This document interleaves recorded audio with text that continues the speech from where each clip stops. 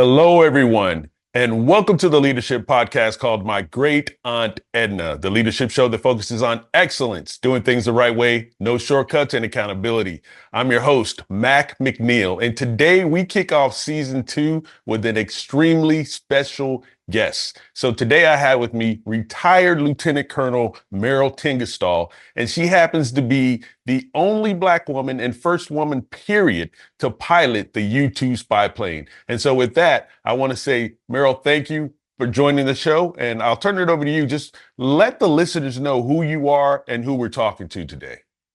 All right. So first, I'm a retired colonel. Oh, sorry about that. I like it. Okay. Full bird. Yes. So, retired colonel from the Air Force, spent 23 years, 4 months, 20 days in the military, retired. I have Navy experience as well as Air Force experience. So I can speak multiple languages, military languages, with a little joint staff sprinkled in. I started out flying, I was an aviator by trade in both services. I started out flying the SH-60 Bravo, which was my first fleet aircraft in late 90s to 2000s. Then I went over to be a T6 and T-34 instructor at Corpus Christi. And then I went to Randolph Air Force Base. And then I followed on to Moody Air Force Base as a Navy instructor flying with Navy and Air Force students.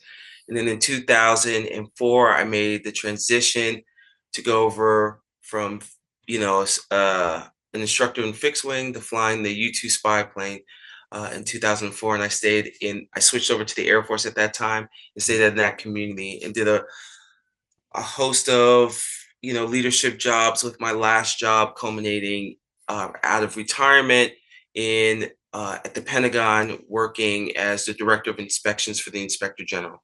Outstanding. That resume is amazing. It almost doesn't sound real, but I know I'm talking to you. I've seen the pictures. I've seen some of your other interviews. It's amazing to have you on the show. And we have some similarities. I didn't share this with you, but one, we come from the same era, born in, the same year. But I had aspirations to be a pilot too. So I have to ask you this question. I remember when Top Gun came out. I was in Germany at the time. My father was in the Army, and I'm watching Top Gun. Was that part of your inspiration when you saw the fighter jets in that movie to want to go in that direction? Or was that something that you've always wanted to do? So I've always wanted to be an astronaut since I was 7 years old. So Okay. I watched a lot. Yeah, 7 years old. I watched a lot of science fiction, in particular Star Trek. And from Star Trek, I said I want to boldly go and explore space, be like the crew of the Enterprise, and go. And from there, I figured out this plan, this journey that I wanted to do. I knew I was going to go to school. I knew I was going to do something in math and science, and I knew I was going to fly. So Top Gun was fun. I mean, everyone, I think Top Gun at that time when it came out, everyone wanted to fly jets. Like I wanted to fly, but I was like, jets are cool. Like the type that you wanted to fly was Yeah. cool. But I've always wanted to fly since I was 7 years old. It was all about exploring and taking on the challenge and having these skill sets ready to face anything that gets thrown at me. Because if you're exploring space, it's, as we know, it's infinite, right? Yeah. So it's billions of stars, maybe some are inhabited, some are not. But whatever you're going to meet in life, you got to be ready. So how do you get ready? You just prepare and prepare in your life's journey. That is amazing. It also it sparks questions in my mind anyway. 7-year-old young Black girl. Your upbringing, your environment. Can you speak a little bit about that, like how you were nurtured to get to the point where you truly believe that this is something that's possible? Well, I was born and raised in the Bronx. So single parent household by the age of 7. So it was just me and my mom the entire time.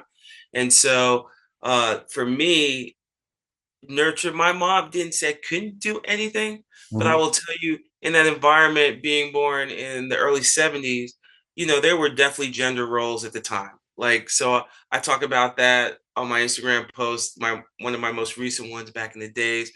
The girls can be like, they call it airline hostess, nurse. Yeah. Secretary. I forgot what else. Very, very feminine roles, which there's nothing wrong. Oh, teacher, which Yeah. teachers are amazing. Like teachers are, man, they go through a lot right now. So, Yeah. give them a raise, anyone listening who has the power to do that. But, and then on the boys' side, it was like fireman, baseball player, policeman, astronaut, all these things. And I'm like, why does the boys' side seem so much more interesting than the girls? So, to want to do that, I think my mom was like, ah, it'll just be a phase. It'll just be a phase. Mhm. Uh, she didn't really say anything, but she never said I couldn't do it. So I just knew for myself that this was, I was like, oh, I want to do that. Okay, no problem. 7 years old, just, all right, let's do this framework. We got a couple of goals in line. All right, let's get to work. And that's what I did. I mean, I was a kid, Mhm. but I always had in the back of my mind, okay, when I go to school, I'm going to be focus more attention on math and science and anything else that I'm good at. And that's what I did. So I love that. It didn't sound like your mother was limiting at all. Like I love that, and especially as a single mother in New York and the Bronx, and I have some friends from the Bronx. It's really, hardcore, gritty kind of, especially back in the '70s. The mentality. So I love that your mother didn't put any barriers in front of you. And I was reading something else that you wrote previously, and it was something that happened in the third grade. I'm not going to tell the story, but I think you know where I'm going with that. So Right. can you speak to that as well? Yeah, so going in the third grade, you have these. So I love playing sports. Mhm. Like if you put a GI Joe or Barbie doll in front of me, I am throwing the Barbie doll in the garbage. Like it ain't like there's no, like back in the day, GI Joe had the kung fu grip, the Yeah. appendages bent. It was all cool. Barbie's straight. Like you could change an outfit, different colors. I did not care. Like I wanted to be able to. I remember I used to have this like evil Knievel um toy where you can wind up and they would go on a bike and jump stuff. Like that was the best thing. But you give me a bunch of doll dresses, you know, I might sell secrets if you try to torture me with that because it's so painful. It's so painful. So for me, growing up at that time, kids are mean. Kids are always mean. Kids will forever be me. So I got made fun of a lot. I was called a tomboy. Like Mhm. you want to be a guy, you want to be a boy. I'm like, no, I'm happy. I just let me do me. And I think you get made fun of when you're 5, 6, 7, 8. By the time I was in third grade, I had enough. Like I was just tired. I was tired of the people tired of the kids in my building. I just wanted to just do sports and run around with the guys and run in the sandbox and swing on ropes and do things. And so I had this book where you could put report cards in, and on the back of it, it had those lists. What do you want to be when you grow up? Uh, Mhm. for the boys, this, or for the girls, that. And then there was this other one that just had other. And by third grade, after all you know, the ridicule and everything, I was just like, I just checked that and Mhm. I put myself and then I signed it. And I look back on that because when I look back on that now as someone who's much older, 5 decades later, I'm like, dang, I was just fed up. Like I was just a kid that was fed up and Yeah. wanted just to be who I was and just leave me alone. And I think nowadays, especially with social media, that's very hard to do. People you don't even know hiding behind a keyboard, Yep. being a keyboard warrior, coming in. Maybe they come in with some baggage or something that happened. They want to take it out on someone else. Um, I had kids that did this to my face all the time, and Yeah. so yeah, it just makes you fed up. But I think for me, it was like it was more fuel for the fire for me instead of something that festered inside of me that I was going to destroy the world. I was Mhm. like, man, I'm going to use this fuel and I'm going to show them. I'm going to show these people. I'm going to show everybody that they're wrong. So there's definitely ways you can take. Um, I don't know if it's ridicule, rejection, whatever it is. You can take that and make it a very negative experience and let it destroy you, Hmm. or you can take that and you can actually turn that into some type of fuel. So when things get tough, you think of that one kid that says something to you, "Oh, you look like a boy," and you're like, "Oh, Yeah. oh, hell no," and you just Yeah. go.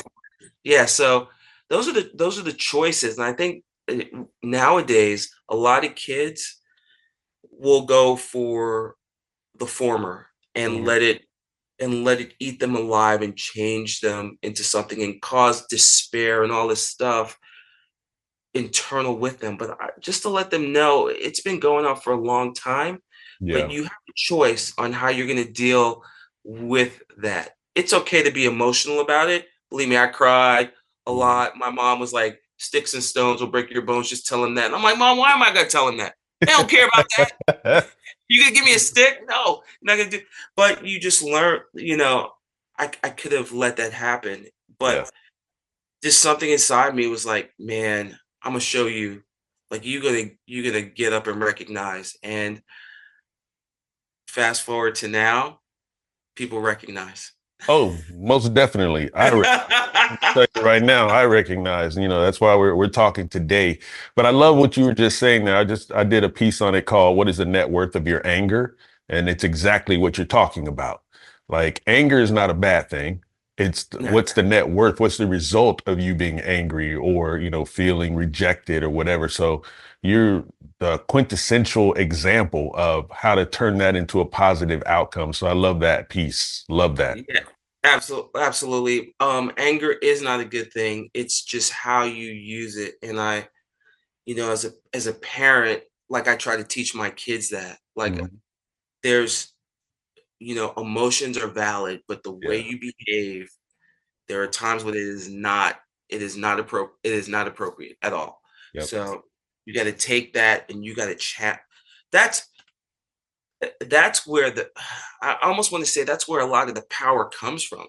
Mhm. Being able to challenge that anger, that beast, that whatever, and focus it into something. It has a lot of power to it. You just can't let it consume you. Yep, absolutely. So thank you for that. I'm going to change gears here a little bit and jump back into your military career. So I understand you flew helicopters I did. before you actually got into the jet. So tell us a little bit about that story. So when I was in the Navy, I went to flight school like everyone else. There was a jet cutoff. They called it a Navy standard score. I Mhm. missed it by zero point 0.9 points, so I knew I wasn't going to get jets. Yeah. Even though I was a really good student, you're competing against your peers. And some of these, I had 0 flight hours coming into the military. Some of them had more. Some of them, I don't know, maybe more talented. I don't know. I can only tell you that I was pretty daggone good as a flight student with no flight time. And that's based off the words of my instructor. Yeah. And so didn't get that, but I got helicopters and I love them. I got to fly. I came out, I think I was number two in my graduating class for helicopter training, and I got SH-60 Bravos on the East Coast. And 60 Bravos, they have sonar buoys, they have torpedoes, they have at that time we had Penguin missile, Hellfire missile, we have FLIR, we do search and rescue, we do all these things. We could do over the horizon targeting, communications relay, all these things. And I'm like, yeah, this is bomb. You go, you're not going, as we say, mock snot, but you're flying over a tree line or you're flying over the water at 100 knots, 150 knots. It's amazing. It's really cool. So, um, my first deployment, 6-month deployment, was on a ship called the USS Normandy CG-60. So it was a cruiser. We were with the carrier, Hmm. and man, I got to see some phenomenal. I got to do some phenomenal flight operations. So yeah, I mean, jets wasn't my first choice, but Yeah. I still knew I could become an astronaut if I continued on the helicopter tour. I just had to adjust my immediate goals to get to that long-term goal. Yeah, that's another powerful segment of your life that I think a lot of people can learn from, whether it's leadership or just, in person in general, like not getting what you wanted or you thought you wanted initially, and then how it impacted you and just made you better, well-rounded overall. So I find that also interesting that you kept going, you kept pushing. A lot of people will quit, but you kept pushing to get to where you ultimately wanted to be in that journey. Oh, yeah, a lot of people. So, you know, it's all great. You could be a great character when everything's going for you, but when things don't go well, that's where the true test begins.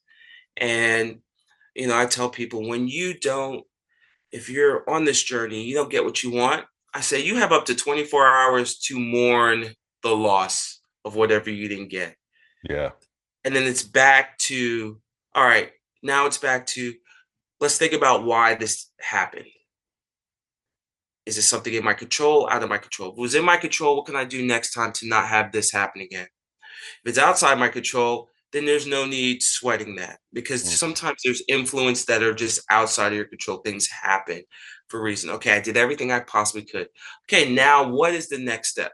Because the answer is it's not to stop. It's not to um, you might have to take a pause and recalculate how you're going to do it, but it's not to just stop where you are and then just complain about the entire time. No, keep moving. The growth is in that struggle. The real journey is in that struggle and how you navigate it and what path you're going to forge forward and how that's going to get you to your destination and how it looks to other people who are behind you. Like there there are times where um if you stop, then someone else may give up and Hmm. say, "Man, it's much better than me. I'm not going to do it." And that's really not the answer either. So, maybe it's just not about you the whole time. Maybe it's about people coming up behind you and what you could do and what you can show people. So that's, you know, for me, at that moment when I didn't get helicopters, yeah, I was sad. Like, I mean, when I didn't get jets, I Yeah. got helicopters. I was sad for, like, I will tell you, it was a hot minute. Like, okay, a couple of hours went by, and I Yeah. sat and I thought about it, and I was like, "Oh, but I can go this way. I'm not gonna go H3s. I'll go H60s. I'm not." Yeah, I was like, "I got this. This will be fun." Love it. Love it. So how'd you make the transition from helicopters to jets? So the transition. So there are two stories. My husband said he put that in my ear. He's now my husband. At that time we were dating. Yeah. He's in the Yeah. Navy reserves, and I was in the Navy at the time, and he was like, "Look at you twos," and I'm like, "I don't remember this conversation, but we joke about it now." Yeah. There was actually my boss at the time who was in the Air Force, because I did my last job at Moody Air Force Base. I was a flight instructor. So my boss at the time, Mike Dog Senna, he was like, "Merrill, you need to come to the Air Force, fly F-117s, U-2s, B-2s, B-52s." They had all these programs where you can have what they call inter-service transfers. So I looked into it. And in the military, you can't do anything in life without a military instruction, whether Yes. it's an AFI, a DOD, uh, a NAV, op NAV, whatever. So sure enough, there's a way to do an inter-service transfer from the Navy to the Air Force. And then I applied using Air Force instructions to the U-2 program, simultaneously putting in a package to Beale Air Force Base to fly the U-2. The U-2 was interesting to me because high altitude aircraft, you're wearing a pressure suit, which is basically a NASA spacesuit that has been Hmm. modified slightly. You're going above 70,000 feet. I was going to do missions that were similar to what we did in the Navy, in terms of uh, just reconnaissance. And Hmm. so I was like, this would be cool. Little did I know at that time, this is 2004, so this is all before like the Kardashians and all these things that were going on where people were branding themselves in a Right. certain way. Right. So I didn't realize that the path I was taking was making me sort of unique. Hmm. There's not a lot of inter-service transfers that have gone over. There's a few, but there's not a lot of us. And I didn't realize going into the YouTube program once I got accepted that I was going to be. There were a couple of women that had been in it, starting with Troy Devine, but I didn't realize I was going to be the fifth woman and the only Black woman. There were maybe another handful, 4 Black pilots before me, so I didn't know all this was going on. All I knew is that I wanted to be in a community where I liked the mission, I Hmm. liked brother and sisterhood, and I got to serve my country, and I got to go high altitude, and and it would probably look good when I applied for NASA because how many people were doing what I was doing? And Right. even now, and we celebrated the 69-year history of the U-2. It was designed by Kelly Johnson in 1955, flew under a Black program with the CIA. In the 69 years, there have been to date 1,116 U-2 pilots. The U-2 is going to be decommissioned next year. According, we'll see what happens. But that's not a lot of pilots in 69 years. So um, I'm a small group of a small group of a small group. And sometimes I joke and I say, I'm just like a unicorn bouncing around doing my thing. So, in terms of what the future would be, branding, how do you set yourself apart from others? Like I've done that. And a lot of it is inadvertently until I started realizing, oh, hey, I'm doing this. The jobs I'm doing in the Air Force are setting me apart. There's not a lot of people, actually, I don't think there's any who have done what I've done, and still went from the Navy to the Air Force and made it to colonel, the rank of colonel, and then, continue on doing what I'm doing now. So I feel in my journey so far, I Hmm. haven't become an astronaut yet, and I say that, but in my journey so far, I've been able to set myself apart, blaze some trails that I think people behind me will see and want to do, or maybe take on part of it. But just to even know that I'm doing this and being able to talk to kids who are in underserved communities who grew up economically like me, whether you're black, white, other, I don't care, whether you're a boy or a girl, whether you look like me, like I represent what you can become your own person. So, yeah, I feel very fortunate and blessed, and it's pretty cool. So I really gave you a big answer in that. But that's exactly where I was going anyway. So you just went to where I was going to go, because I know that you are a brand. I see your shirt Shatter the Sky. I know, I've seen your newsletter. You are a brand. You're one of one. You're in the Women in Aviation Hall of Fame. I Yeah. believe it's an international one. So I'm just, pleased to have you on the show. But before we wrap up and everything, and of course, I'd love to have another conversation with you because I have so many questions for you. You can't do it in one segment, but is there anything you would like the audience to know about some of your next steps and what you're doing? So some of my next steps. A couple of months ago, I videoed a podcast with another unique individual trailblazer. Her name is Caroline Jensen. She goes by Blaze. She was a Thunderbird pilot, number three in the lineup of Thunderbird pilots, and phenomenal woman. We come from totally opposite spectrum. She's from the countryside of Wisconsin, as I joke about, and I'm, the urbanite from the Bronx, like down and dirty. And we sit together and we have eight. We're gonna have 8 or 9 episodes as we talk about aviation, military aviation leadership, motherhood. She's a single parent of a 15-year-old. So we have, even though we come from these diverse backgrounds, like our philosophies are interesting in how we see the world. And there's a lot more similarities than you would think from two people if you stay to a basic core foundation. So it's just nice to meet people who may not look like you, but still walk in the same direction as you. And we're going to tackle that. And I think it was just great. We're gonna air that podcast sometime at the end of this year, next year, in time for the Women in Aviation event in 2025. So that's one of the projects that is underway. The other one is, yeah, more merch. I'm working on another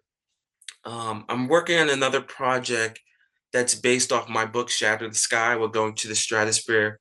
Taught me about self-worth, sacrifice, and discipline. You can get it on Amazon, you can get the audiobook, but I'm going to take some of those stories and we're going to make it more visually stunning for those who love graphic novels and like reading stuff. So be prepared. I'm working right now with an artist who's he's off the chain. So we're in the works of that. So that's going to be coming here within the next couple of months. Other than that, I'm doing podcasts with great individuals, and I'm just out there talking on the circuit. So if you want to book me for a speaking engagement through Harry Walker Speaking Agency, Haley is my agent. So you can get all of that on my website at merrilltengesdal.com. Well, thank you, Colonel Tengesdal, for being a guest on My Great Aunt Edna, and you're actually kicking off our second season. So everyone, we're going to put her information up on the screen for you. And if you're listening by audio, again, just rewind. You've heard her website there to get in touch with her. And with that, I just want to thank all the listeners out there. Please like and subscribe to this channel, mygreatauntedna.com. You can get all the information there. And Colonel Tengesdal, you have a great rest of your day. Continue to shatter the sky. And thank you again. Thank you so much for having me. It's great to be on, and we'll do this again. Thank you.